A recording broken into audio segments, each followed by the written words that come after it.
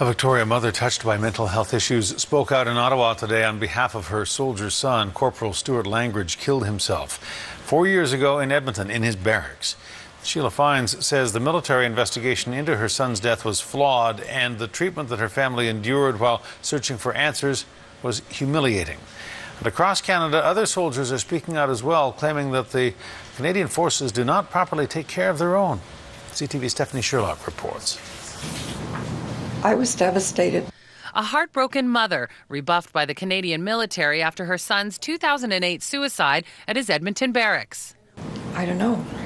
Maybe the mother of a dead soldier sees things a little bit differently. Wearing her silver cross, Sheila Fynes shares appalling details. His cell phone used to surf the net after he was found dead.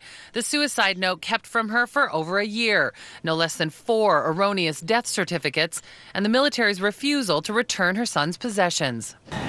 I do not believe that Stuart received any care. How the Canadian military handled Cpl Stuart Langridge's life and death is the subject of the public hearing. The 28-year-old suffered from post-traumatic stress disorder after serving tours in both Bosnia and Afghanistan, leading to struggles with drugs and alcohol. It's terrible that, anybody that serves, our country and puts themselves on the line while other people get to stay home doesn't get the treatment or the help that they or we all need. Jason Knoll did a tour in the former Yugoslavia when he was a soldier 20 years ago. Back at home, there was no debrief, no counseling, no support. And I jumped in front of a moving car. He survived, barely. 2 of his fellow soldiers did not. Just days ago, this Manitoba soldier spoke out against cuts that will reduce the number of medical professionals who monitor PTSD in the military. I'm wondering how many guys have gave up. How many guys have committed suicide because of this? How many guys are out there who are struggling way more than they actually have to? Knoll agrees, saying it's next to impossible for these men to manage their own care. Guys have been through hell, and they don't want to go through administrative hell when they get home to try to get the help that they need.